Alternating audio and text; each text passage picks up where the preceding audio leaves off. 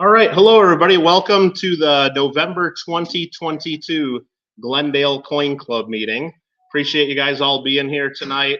We had to cancel our meeting on November 11th for Veterans Day, so and thanks to all the veterans who are here and who are watching at home as well too for your service. Library was closed, so we couldn't meet. So luckily they had this night available a week later, and here we are. So thanks for being here. We're going to go ahead and call our meeting to order, and we do that by starting out with the Pledge of Allegiance. So if you guys will want to stand and join us for the pledge. Ben, you want to lead us in the pledge? Thank you. I pledge allegiance to the flag of the United States of America and to the republic for which it stands, one nation, under God, indivisible, with liberty and justice for all. Thank you, Ben. All right. Okay, if you guys have not gotten a red attendance ticket, raise your hand and Ed will give you one of those. If everybody's got a red attendance ticket, Ed, whenever you're ready, you can go ahead and pick a winner of the 2003 Mint set that we got up here. Go ahead and do that. And this is the last call for 50-50 raffle. If you haven't gotten 50-50 raffle tickets, see Ben and Don. The winner is 856408. 408. And that's Ben Box Breaks went in. How you doing? Let's check your ticket. Is that a match? Let's verify that. Let's verify. I think we have a winner. Congratulations, Ben. That's what he gets. All right. Thank you very much. And thanks, Ed, for taking care of that for us. All right. I want to thank everybody who came out to our coin show that we had in Van Nuys a few weeks ago. I think from what I heard from most people and most of the dealers, they seem to think we did an okay job with that. So can't do it without everybody showing up to support our dealers. So thanks to everyone who did attend and participate in that, both the dealers and just club members who just showed up and bought stuff from the dealers. And a special thanks to those who helped out with the show too. I know Andre helped a lot with sitting at the table and everything, and I know Greg always helps out. Walt helps a bunch, and Dennis and Ron were there too, helping out a bunch. So really appreciate all that, and I'm sure by saying a few names I forgot somebody that's here too. So I apologize for that. Yeah, and thanks to Don as well for helping set up, and Ben did a lot of work with the kitchen and setting up, so it's always great. Yeah, our next show is going to be with Verdugo Hills Coin Club, March 26th, same location, and then we'll have our show in October again, October 29th. I had a nice recap of the show showing our profit and what our expenses were, if anybody wanted to see that, but it's on my printer at home along with our show and tell sign up and our prize list. I had that all ready to go, but just in short, the total that we brought in for all the tables I think was $3,600. We brought in another $1,100 or so, which is a combination of all the other cash we get with attendance, raffle ticket sales, and income from the kitchen. I wish I could really break that down exact, but when we're selling tickets at the front desk, sometimes people pay the $3 for attendance. Sometimes they pay $10 for raffle tickets. Sometimes they pay $5 to be an A&A member. Sometimes, and we let them in with all that. So it's hard to separate that out exactly. And then we got numbers on the kitchen, a little better than that because that's a separate pile of money. But anyway, we all put it in one deposit. And at the end of the day, we had our expenses. We had our advertising, security, rent for the room, cost of the food, cost of the raffle prizes. Long story short, we profited right around $1,600 from the show. So that goes into the club bank account and helps out. Yes, Gordon. March is, yeah, there's usually 5 to 6 shows in Van Nuys. There's 2 club shows. March is always the Verdugo Hills Coin Club. October is always our Glendale Coin Club show. And then there's 3 other shows, sometimes 4 that are Richard's that's on. The October date is October 29th. We're always the 4th October. Next year, there's 5 Sundays in October, so we had to take the 5th Sunday because there's another show in Arcadia, Mr. Scott McNatt jumped on our date and booked that. And instead of arguing about it and fighting him on that, we just booked the 5th weekend. The NASC, we're set. We got the dates reserved and we're set. And so far, I don't think there's any conflicts that I'm aware of. The date of that, I don't have that right offhand. I can get that for you in a minute, though. Yeah, it's August 20 something. August 20 something. I don't want to give you the wrong date. Okay. Other shows coming up. Just while we're on the topic of shows, Anaheim monthly show is December 4th. Richard has his show in Van Nuys December 11th, and I know Gordon will be there selling some stuff. A couple other dealers we know. Coming up after that, really, there's not much for the rest of the year. We got Long Beach February 2nd through the 4th. And then March 2nd through the 4th, there's a A&A National Money Show in Phoenix. Anybody going to go to Phoenix for the National Money Show? March 2nd through the 4th. So it might be worth driving out there and checking it out. Yeah? Last weekend in January, they had the Mesa Coin Club Coin Show. It gets a lot of people. Mesa? Yeah. So Okay. I think it's the last Monday, or last weekend in January. Like the 29th, I think this year. Okay. I've gone to it a couple times. Yeah, remember, if you guys are looking for any other shows in California, go to the Numismatic Association Southern California's website, nasc.net. Jim Phillips is our web guy there. He does a real good job keeping all the shows up to date. He has everything in California on there and usually has the Vegas and some of the Arizona shows on there as well. Whoever asks him to put it on there pretty much. So he does a good job with that. The reason I brought up the A&A in Phoenix to see who's going, because if we had enough club members going to be there, I got an email from the A&A saying if any clubs need any meeting room space, that it's free and we could get a meeting room. So if we had half a dozen or a dozen people we knew were going to be there one day, we could maybe set up a Glendale Coin Club meeting and at least reserve a room. And if anything, it would give us a place to sit down and do a little show and tell and say hi to each other. I mean, if we wanted to do that. So if you guys are at home listening in and you're going to be there, just go ahead and send me an email saying you're thinking about going to the A&A show in Phoenix, March 2nd through the 4th. And if there's enough of us, we could get our name in print in the show program and get a room, and might be fun. And we might get some new people showing up, and maybe we could even book a speaker or something if we get enough people. So we did that at the Anaheim show in 2016 when they was here. It went over pretty well, I think. All right, other announcements that we have. You see this we got here under the camera. That there is an application form for the American Numismatic Association. So if you're thinking of going to that show in Phoenix, March 2nd through the 4th, if you're an A&A member, you can pre-register and get your badge and everything sent to you in the mail, so you don't have to wait in line when you get there.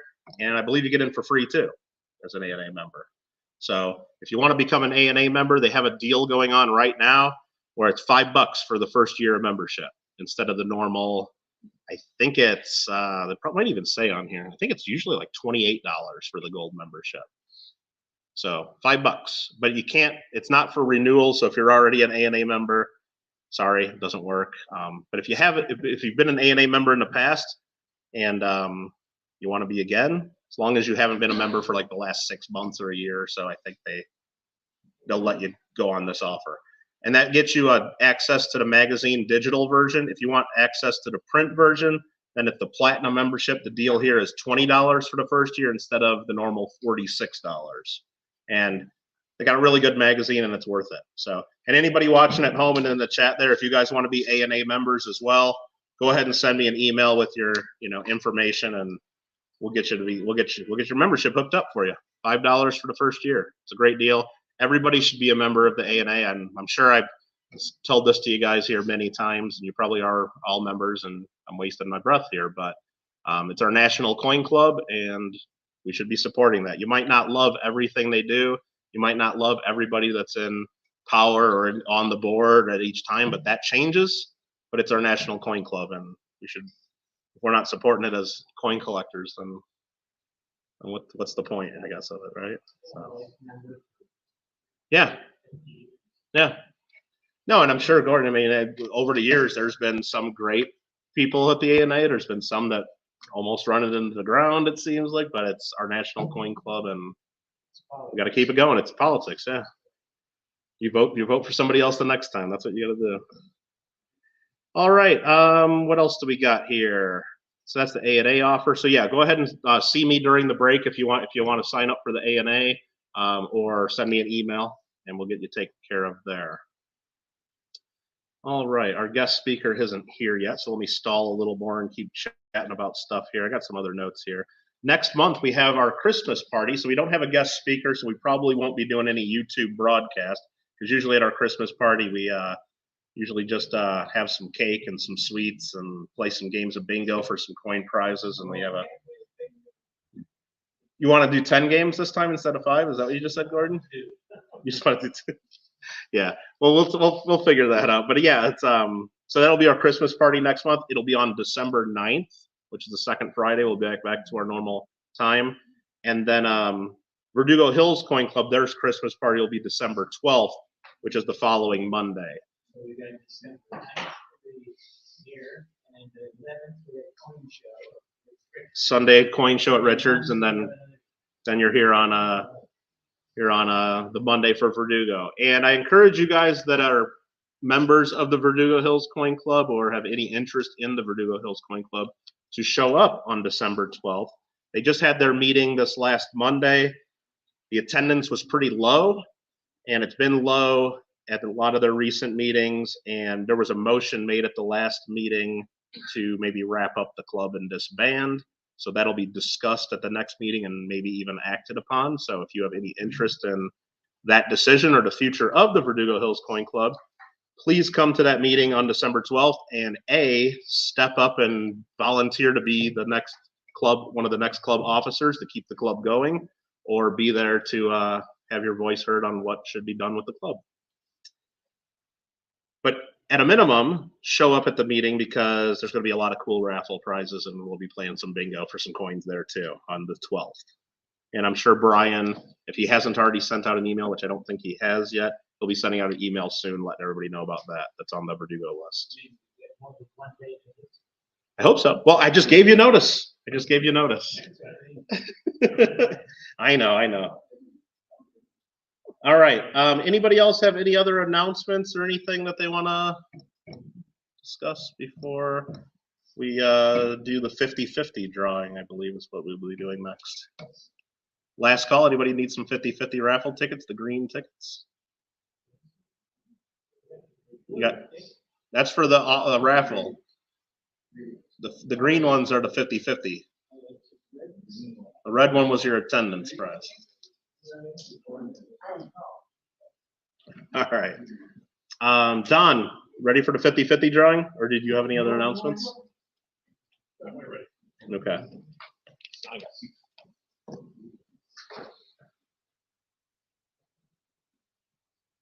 And thanks again, everybody watching at home. Looks like we got 35 people viewing right now. Appreciate that. Thanks for watching. Green tickets, yeah, Gringo, that's for our 50-50 drawing. You got your raffle tickets right here. Blue tickets.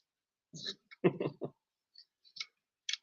right, so somehow we have $101. $101.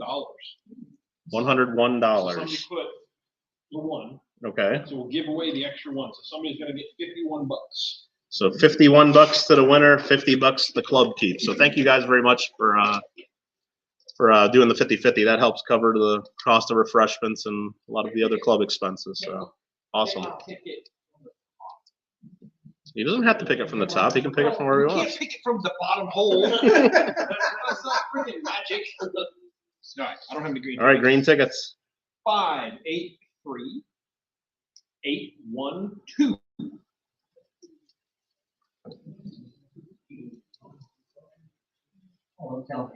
Oh, just say something, Mike. I did. That's me. He's holding it under there. That's me. All right, we'll just let the club keep all that. Okay. Let the club keep it all. The club keeps it. Yay! Thank you. All right. Well, I only let the club keep it because Golden Fire's here saying that it was rigged, so I can't be accused of that. So the green tickets are garbage now. Okay. Again, our guest speaker is not here yet. He said he'd be here at 7:15, so we'll wait a little bit longer for that. So anybody else have any other announcements or anything? Any guests here want to introduce themselves? I don't think so. We're not going to do the auction right now yet. Hopefully they show up in just a moment. But what we can do is probably do our raffle prizes to the people at home. Just get that out of the way right now. Or we could get in the show and tell. What do you think? What do you want to do, Don? I'm filling it out perfect. Okay. I don't. Well, let's start out with getting some show and tell done then. That's easier. Now remember, if you guys want to, we have prizes for those of you guys watching, and those of you here as well. If you left a comment on our last month's Coin Club meeting, the October meeting, we're giving away 5 silver Washington quarters to 5 different people. And we're going to be picking names from whoever leaves comments on that video. So hopefully Gringo or Nubs or one of the mods can put the link in on link to the last month's meeting there to make it easy for people. Just make sure you leave a comment, and you guys had all month to do it. So show and tell. Where's the show and tell list, Don? Who's up first? Oh, Ed. Ed, thank you. And remember, right here's the microphone, so if you just stand somewhere around here, they'll be able to hear you good. So I have some currency where I went last month. I was in a country called Qatar, which and the capital is Doha. Right now, it's very very popular right now. A lot of people are. I would left just in time with all the people coming in. The first game is November 20th, in another day or so. And Qatar gets to play their first national team out there playing in both stadiums. That city is not a very big city. They have built 8 brand new stadiums in that city, in one city. Usually it's spread out different countries sponsor it, but they're going to have a mass of people. They're going to have a traffic logistic problem in that country. And of course, they don't drink alcohol. There's, imagine all the fans. Well, there's underground drinking, of course, but I had brought back some currency with me, so maybe you can see it, and then maybe our viewers can see. And here's the coins and stuff. So, yeah, on the $10 bills, their $10 bill has one of the stadiums, one of the 8 stadiums they built there. One of the stadiums, very unusual. I went to visit it. You know, the city's not very big, so I went to see it. They used shipping containers. They call it 982 or something. That's how many shipping containers took to build this stadium, all the structure of it. So if you drive by to see it, or you're watching YouTube or something, you can see it's just shipping containers just stacked on top of each other. They'll just see. So that country was building. There's not enough hotel for everybody to be in that country. I was there to repair planes, large airplanes, traders and stuff. They ship everything in and out. People need to be moving in and out of there. So they've got 3 runways in that city. 3 runways. That's all they have. So people, big planes have to come in and out. So because they don't have enough places for people to stay, so they got to fly in. But if you have a game that day, you have to fly in that day and watch the game and fly back out. So that's how it is. And they don't have anything in the afternoon because it's too hot. They'll have games in the morning, late afternoon, and late evening. So 3 games each of the days. Yeah. Oh, it's very small. It's not very big. Most of the residents there are very wealthy. Okay, the real residents. Like all the other ones are all supporting staff from all over the world that's there. They're expecting, there might be less than 100,000 people living in that city, right? They're expecting close to 2 million people try to squeeze in this area. They restricted the border from people driving in for the Olympics. They don't want all these people driving in, and they just want to reduce the traffic jams. So if you have a chance, you can take a look at that. That's it. Ed, can you go ahead and start putting stuff up on the table? Thanks. Okay. Next up, Dennis.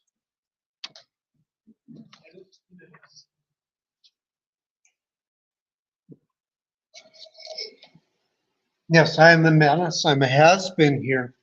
I brought in 4 tokens.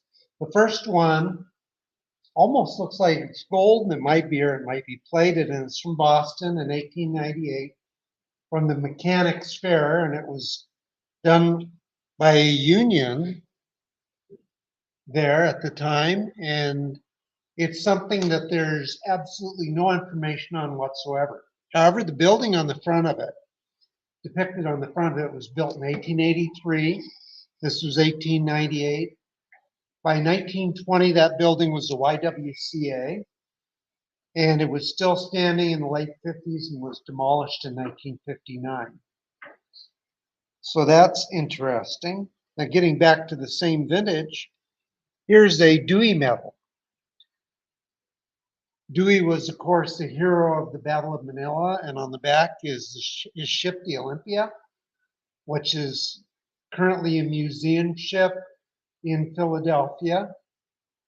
One connection to coin collectors is that after that became a very famous ship during the Spanish-American War, Augustin St. Gaudens designed fancy things to put on the various ends of the ship, one of which is still in the museum.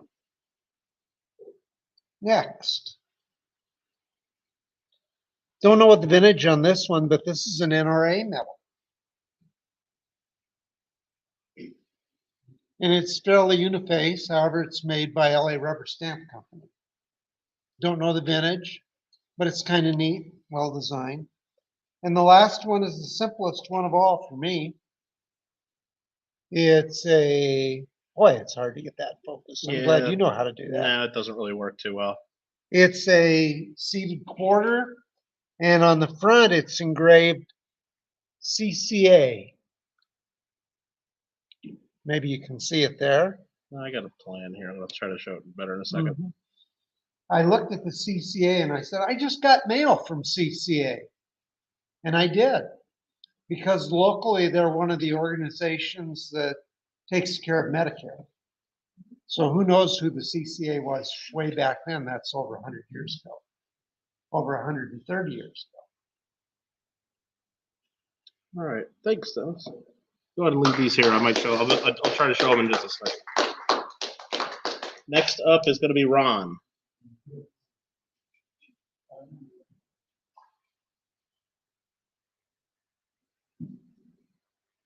I just have one, what used to be a coin. Now it's a souvenir from Universal Studios, where I went with the family on Veterans Day, actually. And now they make the souvenirs for each individual ride. So you can collect as many as you want. You don't get to put your own penny in, 1 cent in anymore. So you usually get one that's newer, that's not copper. So that's one of many that I have. That's the most recent one that I have. All right. Thank you. Thanks. Appreciate that. Greg Berkovitz is going to be next, and we try to do this here.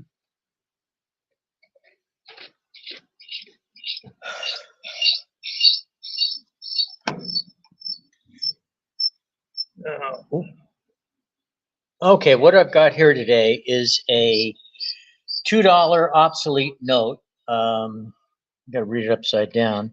1873 from South Carolina, South Carolina. Let me pick this up and I'll read it first.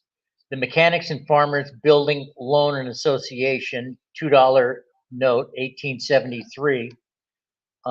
Seeing as how it's close to Christmas time. If you all remember It's a Wonderful Life, who doesn't, the movie? He ran a building and loan association. The same type of operation, the Mechanics Farmers Building and Loan Association. It's graded 64, choice uncirculated, and let's get choice uncirculated. It's what they call a remainder. A remainder note is one that were printed up, sent to the various banks, but they were never signed and were never issued. And what happened to them is generally they sat in the vaults of these different banks. And when they were taken over or went bankrupt or whatever, the notes were collected and ended up in the collecting community. Obsolete notes generally may or may not have the backs of the notes done. Early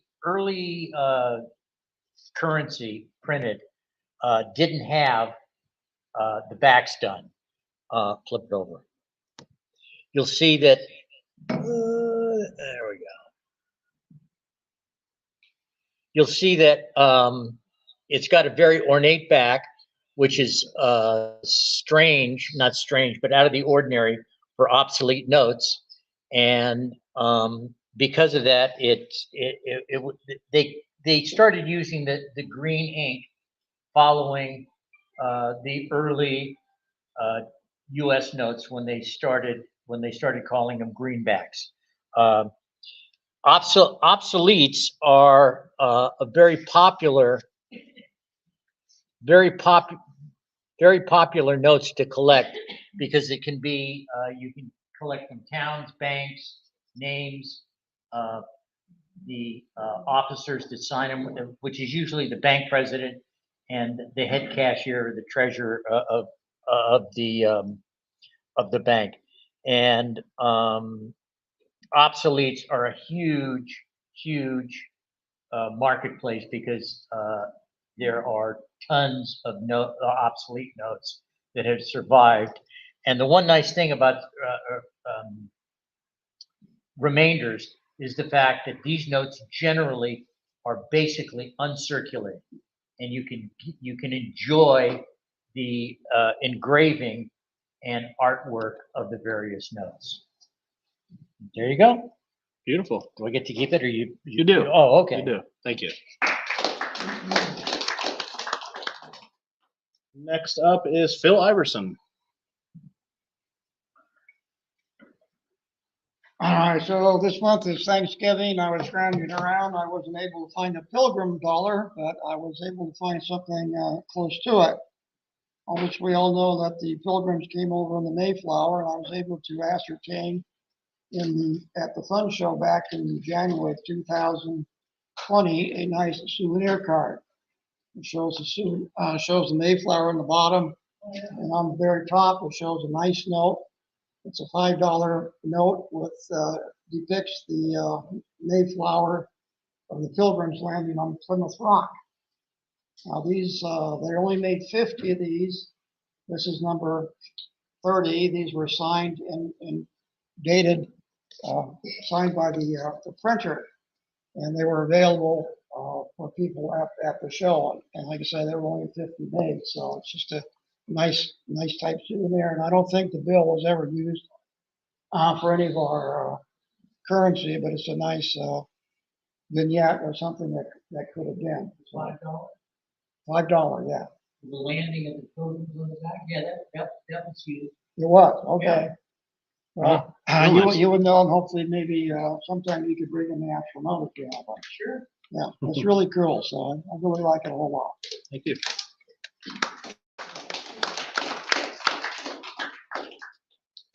Next up is Steve.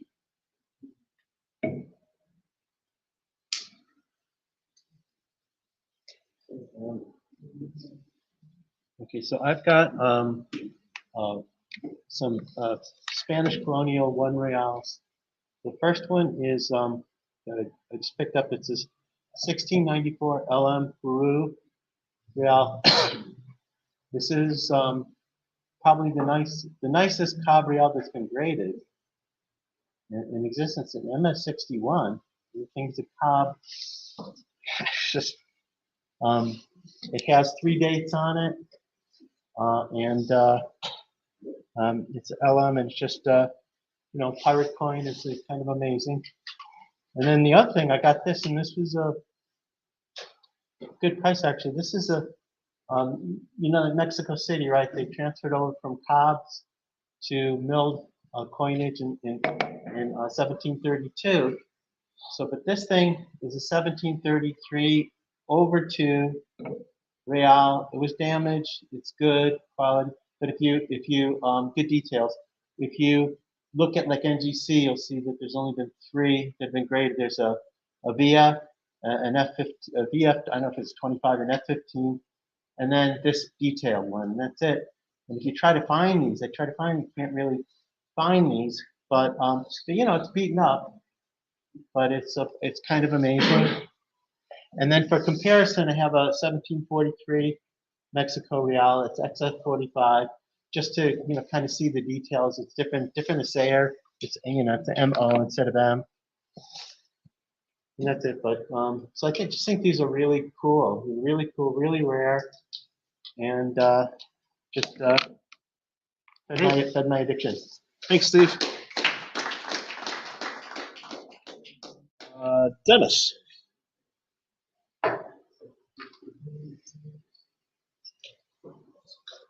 I brought along 3 of my early American coins. I was showing to a lady at the bank. I figured I'd bring them here too and show them to you guys. You probably have seen the U.S. large cent and the half cent, but one of these is MS62 and the other is AU58. That's kind of a hot rate for those. The other one I have is Hibernia, Woods Hibernia halfpenny. It was supposedly circulated in the early 1700s, was 1723, I think it is. Yeah, 1723. And our U.S. coins were supposed to be similar to this, but this thing is like halfway between the half cent and the 1 cent as far as metal content is concerned. So that's Great. Thank you very much. I'll put these out on the Yeah, table. just set those up there on the table as well. Thank you. We got Michael Cooper.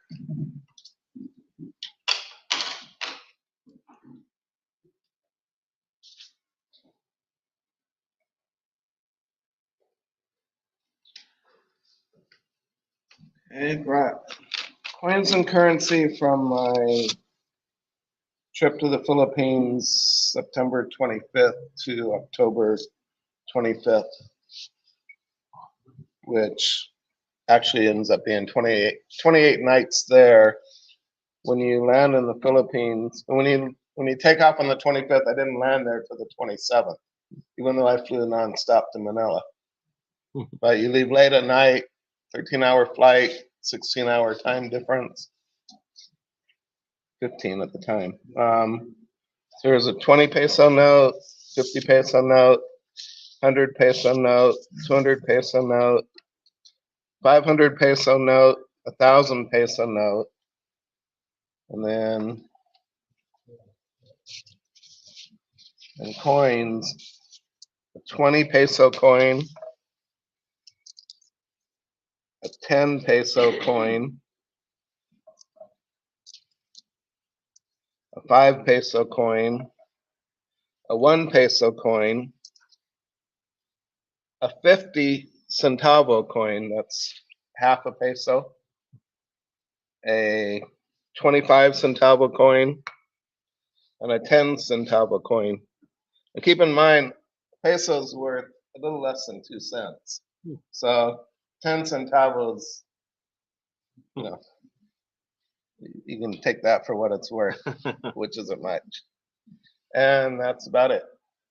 All right, thanks, Mike. Come over here. Yeah, you can put them up there. Thank you very much for showing those.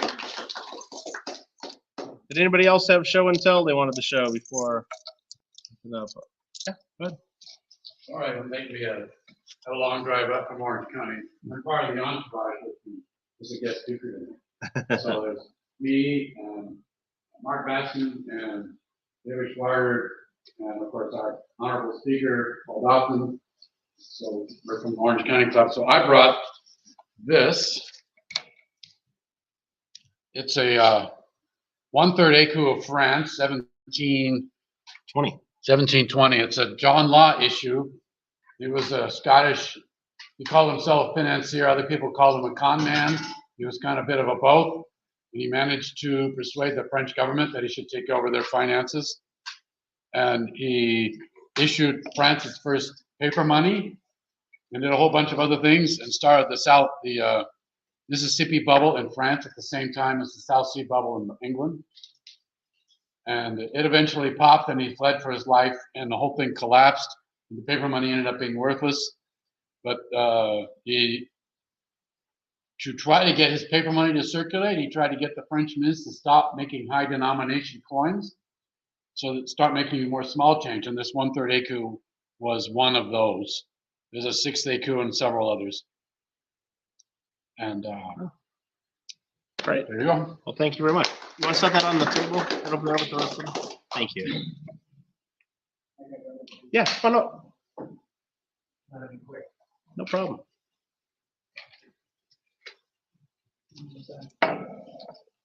Here's the coin. I don't know. I brought a coin that I got at the Covina Coin Club. Dennis put it in our auction, or put it in our prizes. 1794 with Lady Godiva on it. I thought that was pretty cool. And then I was looking through some old magazines I had at home, and this one's from 1967, April of 67. It features Lady Godiva tokens. That's kind of neat. Very cool.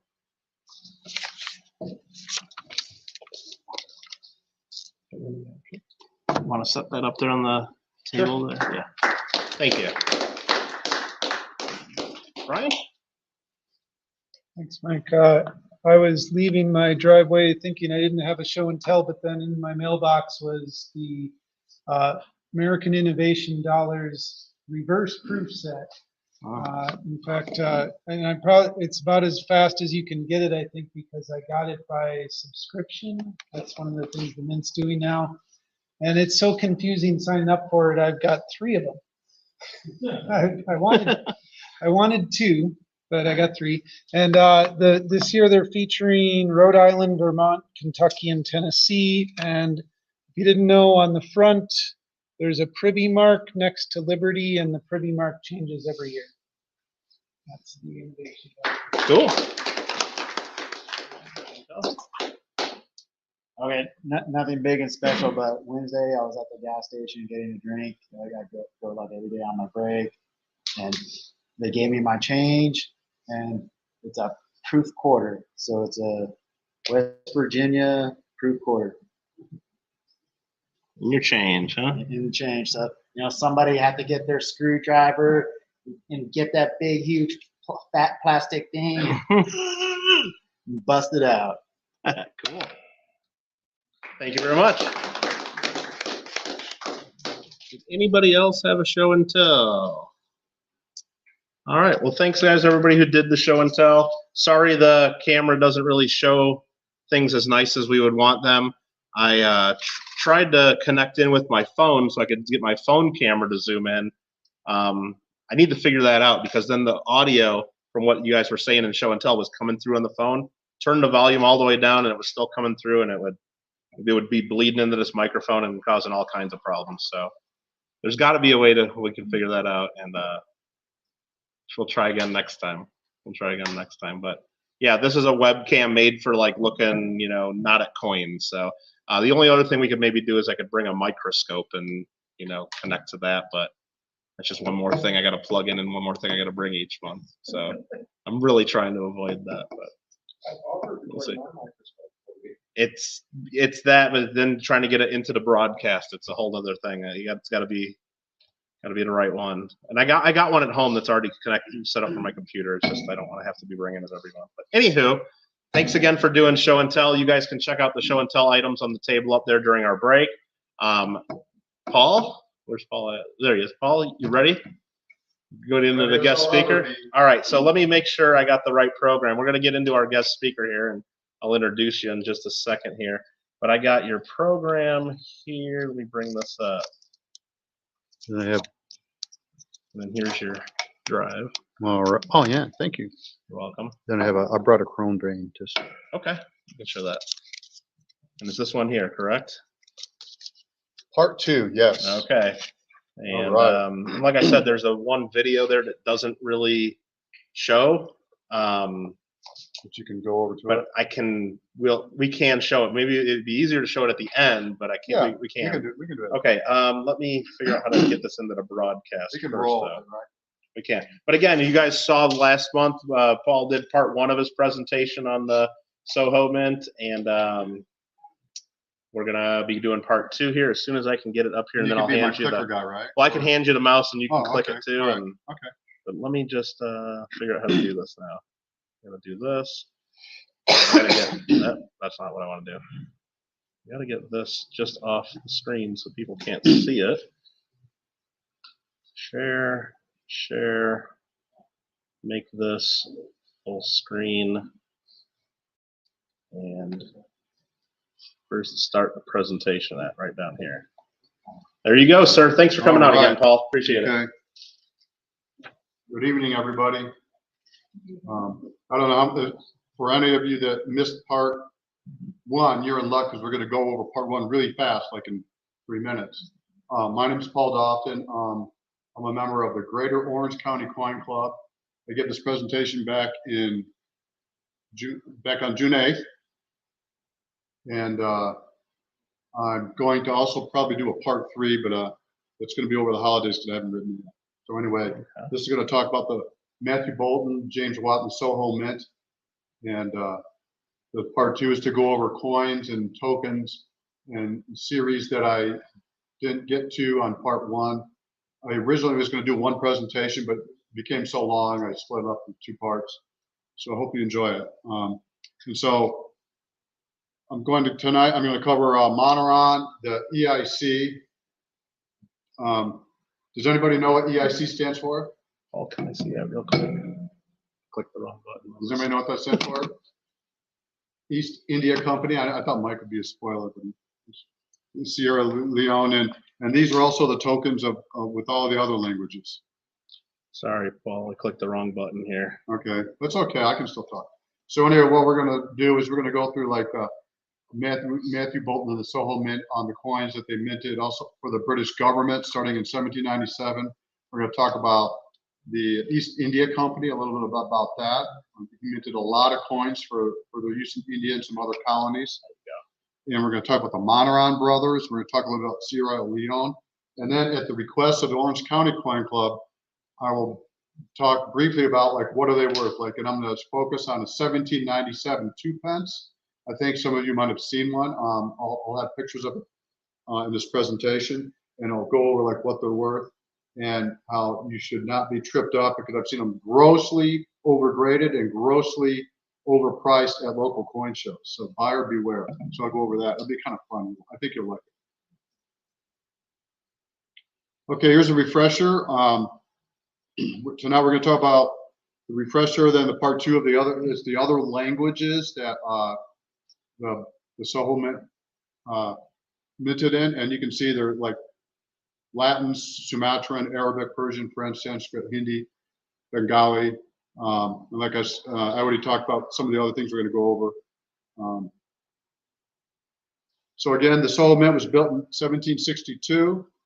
I'm sorry, the manufactory was built in 1762. They started with like making buttons and things like that, and they migrated to coins. Matthew Bolton always wanted the regal coin contract. It took him 10 years to get it. He started asking for it in 1787, and he didn't really get it until 1797. The other thing that they're famous for is they improved the steam engines. And I also brought with me, I have a picture, but I also brought with me an example of one of the first tokens or coins or any metal disc ever minted with steam. So here's what the Soho Mint looked like. Quick history, like I said, built in 1761-62. They acquired the steam engine patent 74, 75. Built the Soho Mint late 1780s. 1797, they started minting the British coins. Then they converted. 1799, they convert Matthew Bolton, and James Watt converted the Royal Mint to steam power. And then they also were famous for using a gas light. Here's a picture of the 2 gentlemen. On the left is Matthew Bolton, and on the right is James Watt. And a little factoid is they were members of the Lunar Society. They were part of the Midlands Enlightenment. Benjamin Franklin was also a part of the Lunar Society. And that was a group of men that used to meet once a month during the full moon so they could find their way to their coffee house and from the coffee house after the meeting.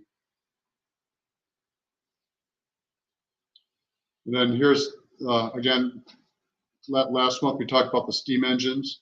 And this is the one, I don't know if that'll work. Let's see if it works. Yeah, it didn't work earlier when I tried. It says media unavailable. Yeah, I'm not sure. anyway, we'll show you later if we have time at the end. It's kind of cool. It shows you how the steam engine works. Oops. So here's an example of the Cronbane from Wicklow, Ireland. This was by the Associated Irish Mine, and this is an example of the first coin or token in the world to be minted by steam, and I have one up here that people can look at later. These are pretty common, easy to get. They've made like millions and millions of them. And so I'm just going to go real quickly. Here's some of the coins we looked at and tokens before. This is just an example of what Bolton and Watts did. This is the 1797 2-pence. We're going to talk more about that later. And then this is some examples of the contract that he coveted for so many years. He finally was awarded the mint contract, and this was like. And I'm going to show some examples of his handiwork here. So that's an Irish penny. Here's a Great Britain halfpenny of George III. So he started minting these in 1797 and did it all the way up and through the early 1800s, not mid. So now it's time for part 2.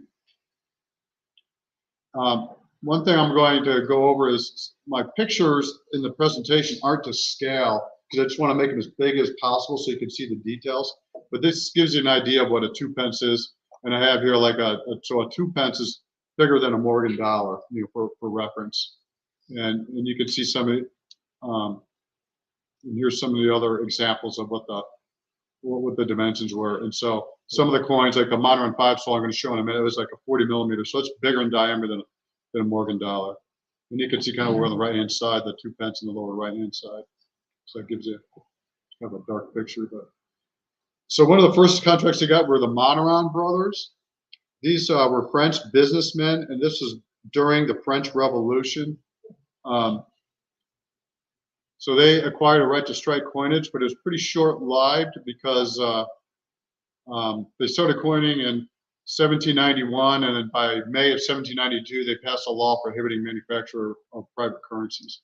And so they minted some pretty interesting coins. I'll show you some examples of them. Some of them are very rare, some of them are extremely common.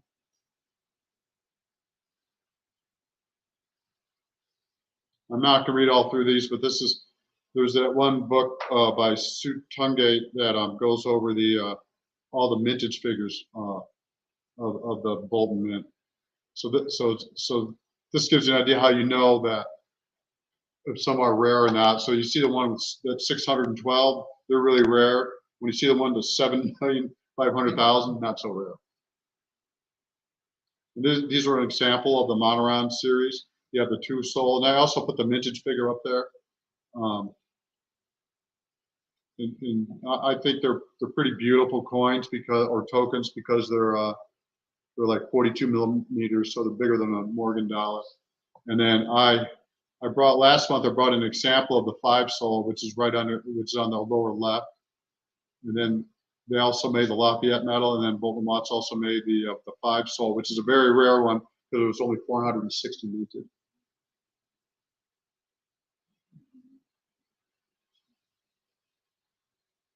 Oh, this is going backwards. This is it. Oops. Oh, you were clicking in the very bottom corner. Oh, okay. So it's going backwards. You click somewhere else, it should go forward. There you go. There we go. Sorry about that. And this is also a very rare one, the Hercules 2 sol pieces. And you can see that BC just grades these things. There's 362 made of this. And here's another one that the Monneron did for the acceptance of the Constitution. You can find these, especially if you use like web searches like 6bit. You can find examples of these, mostly in Europe, but they sometimes are on eBay. Okay, so they, like I said earlier, they minted coins for the East India Company. East India Company is you could do a whole presentation or series of presentations on the East India Company. It was formed 1600 with a royal charter with Queen Elizabeth I. So it was very, very old institution. Even during Bolton's day in the late 1790s, you know, that company was already almost 200 years old. And it was made possible after the defeat of the Spanish Armada. The British, by default, were able to fill the power vacuum. And that's why they were able. One of the reasons they were able to push the Portuguese out of India and the Dutch eventually. Pretty interesting charter for a company. They had the ability to wage war. They had an army twice the size of the British Army. They could mint coins, so they were like a quasi-government overseas.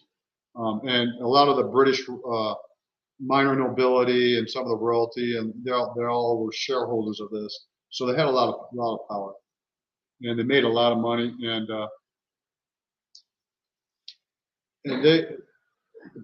it's hard to explain exactly what they were like, because it'd be like thinking of a company these days.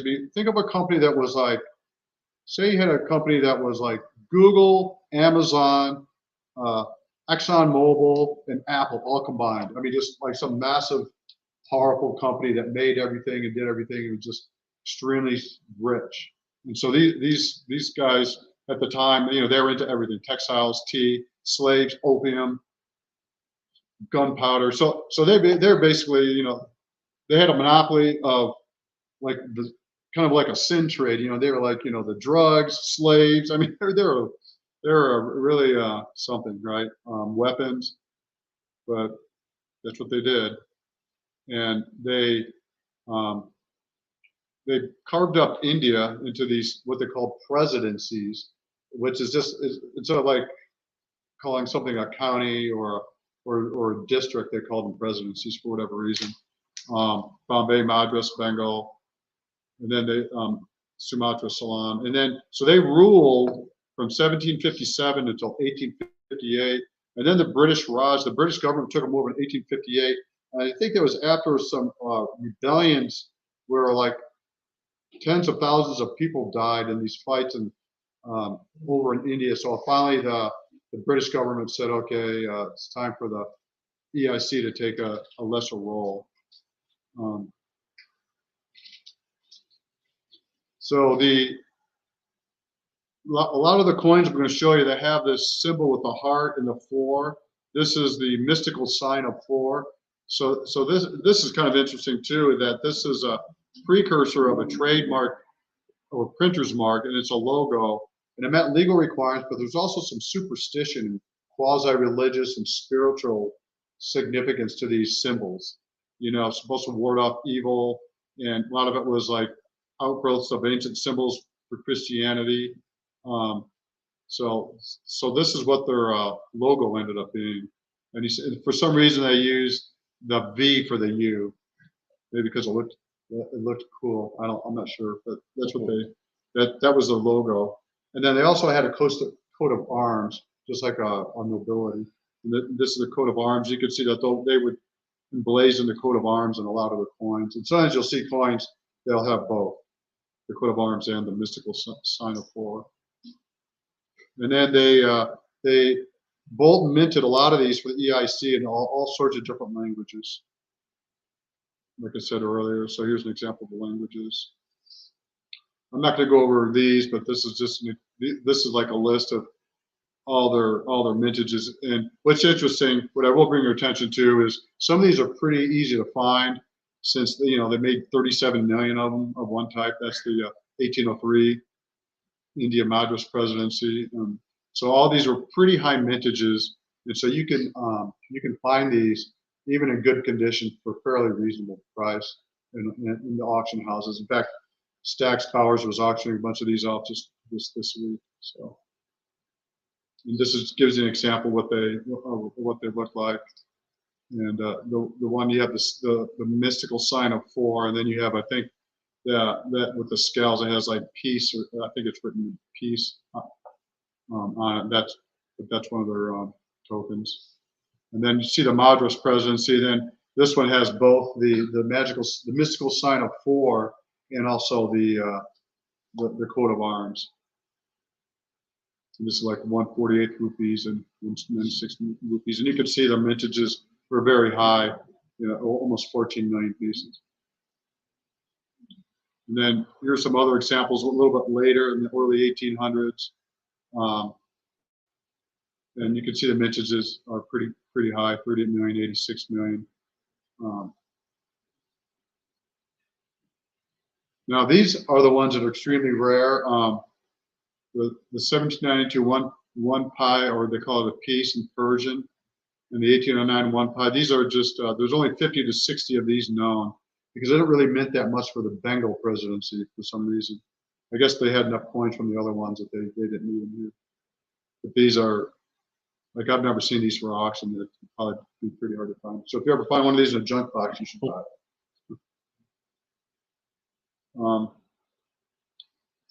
And then Ceylon, which is now called Sri Lanka, it's off the coast of India. It has an interesting history where originally the Portuguese owned it, and then the Dutch transferred Ceylon to England after some wars and things like that. So the British ended up occupying it. I like their coins because they have elephants on them. So I think they're pretty interesting. The one in the middle is kind of a wrinkly elephant, but this is what they had for the motif, and Bolton and Watts minted these. Then they also did Sumatra, and the British called it Ben Kulin. And this was an interesting one where actually they traded it to the Dutch, Malacca. For Malacca in 1824, but they would still mint coins and predate them to before that transaction. The Dutch didn't like it, but I guess they made money minting the coin. So even though they did not occupy that territory after 1824, they would still mint the coins. I guess they made the seigniorage on them or something. So they would do that. And these are all struck at the Birmingham Mint as well. And here's the example. You can see a lot of times they use the common motif. The mystical sign of 4 is used a lot on a lot of the coinage, and so is the coat of arms.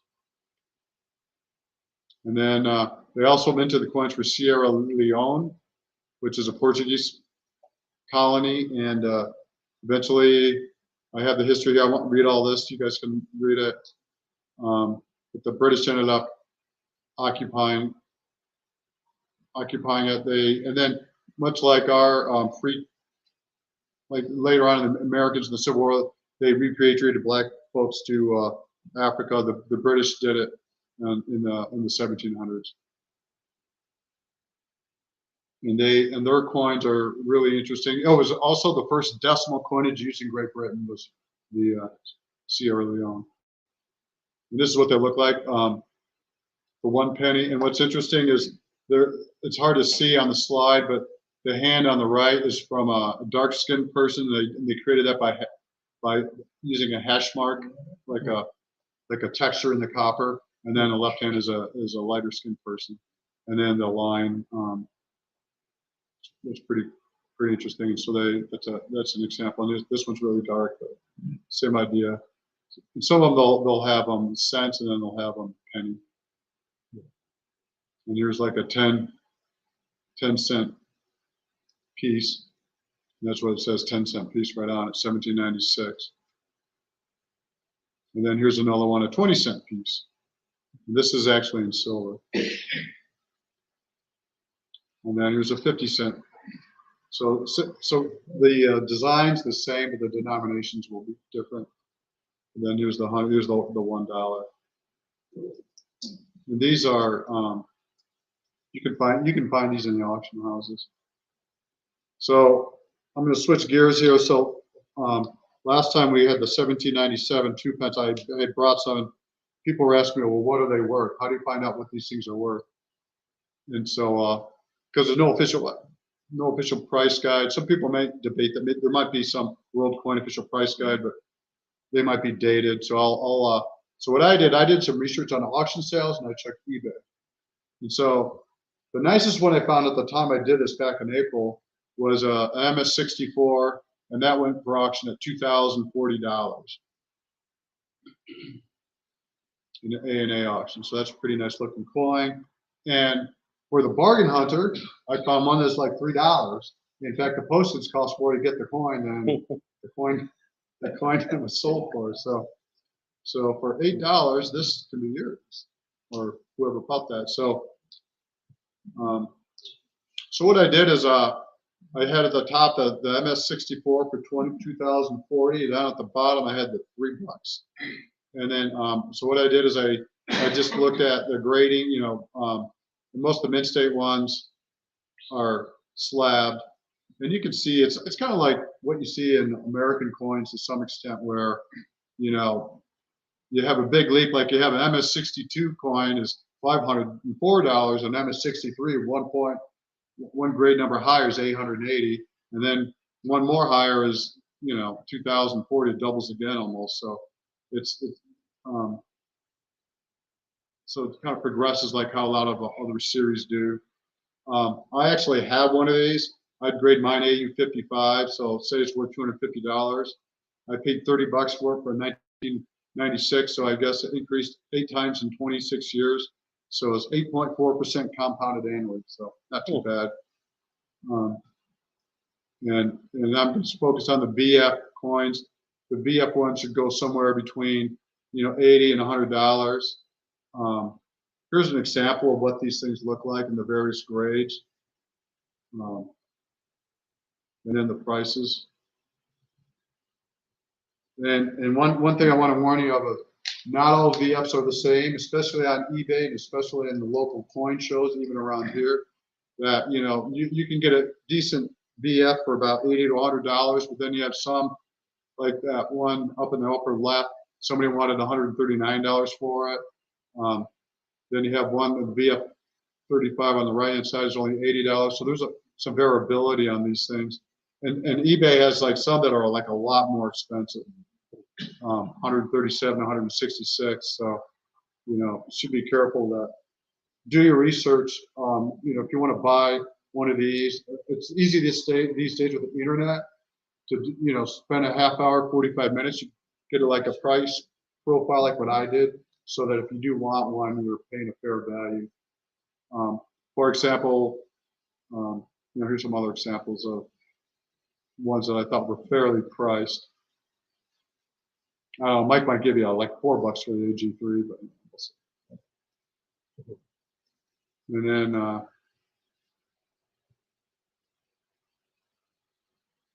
so here's an example of one that in AU58 went for about $312 with the buyer's premium.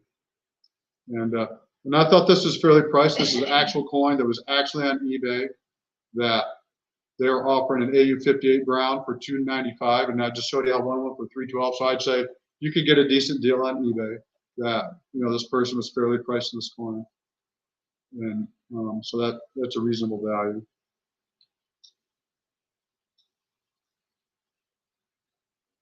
And here's that MS-65 I talked about. So anyway, that's you know, that's what I recommend if you want to collect any of these Bolton series, is to do something like that before you go and spend a fair amount of money on a coin and find out later that you paid too much for something that's not very good quality. Here's some other interesting examples of what Bolton minted. There's a Bermuda penny. These are highly sought after because these are getting kind of close to Americana, because Bolton also did some Americana type stuff, some piece metals and things like that I shared with the folks in the last presentation. Here's a Bermuda penny. These are the prices. You know, this around $260. This is one of the Monoron ones that I talked about. I actually bought this. This is me paying the $120, and I had this. I brought this, I think last time I had this. I thought I had it, but I forgot to bring it. So sorry about that. But so you know, you could get a pretty good. And I also broke mine out of the slab because I'm a copper collector, and that's what we do. And here are some examples. Steve Album, he had May 2022 auction. This is what these things go for. You can see that, they're not too bad, but some of them, you get those proof ones, they can go for quite a bit of money. And sometimes they go for a lot more than the estimates. Especially these days, it seems like the prices are just crazy. They'll estimate like $150. It goes for double the estimate. Here's another one. Yeah, one was Sierra Leone. This is kind of hard to see, but the estimate is 300 to 500. It went for 1,020. But I think that might be more the sign of the times than anything. Here's another one, silver one. Went for, this is from 2019. So this is before COVID. So I bet you now it's probably 30% higher than this, right? Because everything went up after COVID. And here's some other examples of what these things go for. These are good condition. You could find ones at local coin shows that are like VFs and XFs that are a lot less than this. But if you want like top of the, proofs and things like that, that's kind of the price point. And that's the end of the presentation. So, yeah. All right. Have any questions? Sierra Leone, the ones that had the same design on all the denominations. On the screen, you had them all the same size. Did they change sizes based on the denomination? That's a good question. I 25 cents? think they did, and you can find it in the. The 10-cent piece is the size of a dime, and 50-cent piece is the size of a $50. Okay. Yeah, I think there were different sizes. They'd have to because they're. Were these only found in the countries that they're minted for? Or could they go to other, like in India, could they use them all over India or just in the one? Yeah, they would use them all over. So that couldn't matter. Yeah, and so that's why, like, when the British were, even though they handed over that one colony, Ben Kulin, they handed over to the Dutch, they would still mint their coins and use them there, even though the Dutch didn't like it. So they would, and a lot of times, like, they would probably weigh them. And I don't know, and these are, most of them were like smaller, like pennies, half pennies, or equivalent. So they were pretty modest, working man's coins, I think. So they probably circulated. I would say they probably circulated pretty widely. The collector pieces all stayed in Britain. They were restriking these for decades after. Yeah, a lot of these proofs probably never made it. A lot of these proofs probably never made it out of the UK. Because they would strike a bunch of these and give them out as gifts and things like that. Just like they did that same thing in the States, late 1700s, early 1800s. That's how you had some proof coins. They would just hand them out as gifts or recognition for important people.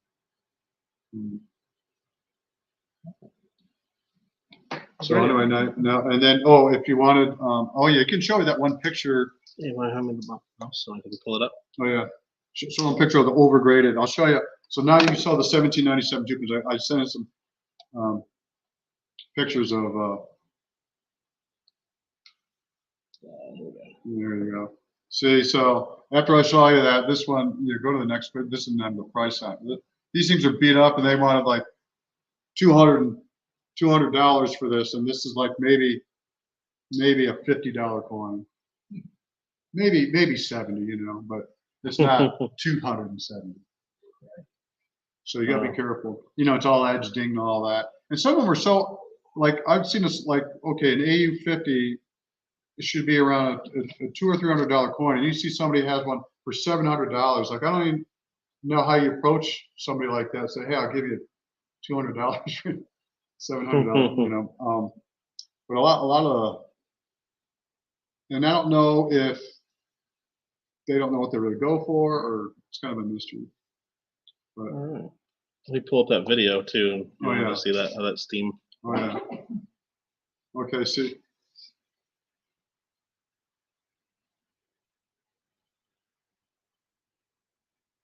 So there's the steam. See how that piston goes up and down? See, and what the important thing is, see that little, right there, see that little vessel on the right-hand side?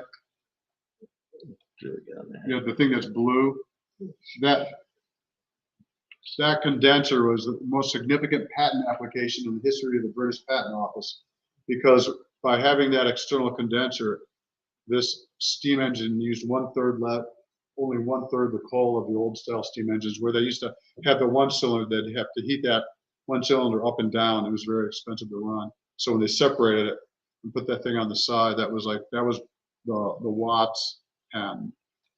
And that ushered into the beginning of the Industrial Revolution. And that's what's interesting is like Watt and Bolton, although their objective was to make coins, they ended up selling a lot of steam engines and getting in the steam engine business for that 10 years that they did get the British contract. And then you can show them that, you can look at that too. That's the chrome vein, so I figured that I had to get one of those. And I got that at the Anaheim Coin Show just a few weeks ago. So you can find them and pretty reasonably priced. This one was like, I paid $45 for it. So. Good. Well, thanks again, Paul, for doing that. Yep. Great presentation. Appreciate that. Thank you very much. Those of you guys watching and those of you guys here too as well, remember we talked about we had a few giveaway items, and then we're going to do our break right after this. If you guys left comments on last month's presentation that Paul did, part 1, the video, you're in this giveaway. If you're not in the giveaway yet, you got about a minute and a half or however long it takes me to pull up the thing on my computer to pick the winners. So you still have a chance. So I got to do that here and figure out how to get that to show, and then we'll do that. All right, I got to get the link from last month. So what we're going to do is we're going to take our break right after this, and then we're going to do our raffle and auctions. There's got lots of auction items. Make sure you guys check those out during the break. All right, let me get to last month's Coin Club meeting. Where's that at? Glendale Coin Club. You're here somewhere. Oh, we got to click on live stream. They changed this on us. There we go. That's the live stream. I'm going to mute that. And get the link from here. Got that. Now I get to go to, where's this at? YouTube random comment picker. And I'll show this on the screen in just a second. I'm just loading it in. Sorry, guys. So we'll paste that in. And then now I got to go to share screen. Sorry about this. %. Share screen, window, comment picker, share. Now we should be sharing the YouTube random comment picker. I got the video link loaded in from last month. We're filtering out duplicate users, so everybody only gets one chance per person. And they want me to do 1 + 6. I think that's 7. And then get YouTube comments. 43 people are in for a chance to win. We're going to pick 5 names. And if you're a winner, you need to email me to claim your prize, or if you're here in the room, you can come up and grab your prize. So the first winner of this one's for a 1964 quarter. Blue Sandy. And then we'll pick another winner here. Let's get rid of this ad, sorry. The next winner, and this is for a 1948D, Amy Maud. Next winner is for a 1958D, Elton Jones. And then the next one we're giving away is a 1952D quarter, John Samarin, who is here tonight. Save us some shipping. Thank you. And finally, a 1954D quarter, Elton Jones. I don't think we're going to have 2 people win the same one. Let's pick another one. Sorry, Elton. Too bad. Archaeology Mikey. Mikey is a fan of us picking again, isn't he? Archaeology Mikey 007 says, great show and good luck. All right, very good. Let's stop sharing that. Again, thank you guys all for watching at home. And again, thanks to Paul for doing the presentation for us. We're going to go ahead and end the live stream right now. We'll not going to be showing our meeting next month again. Remember, it's our Christmas party, and all we do is play some bingo and for coin prizes. So there's not really much to present to the people at home. But we should be back in January with another guest speaker. I believe Greg Berkovitz is going to be talking to us again. So I know you guys are all fans of Greg. So thanks again, everybody, and have a great weekend. Appreciate all your support of the Coin Club. Thanks again.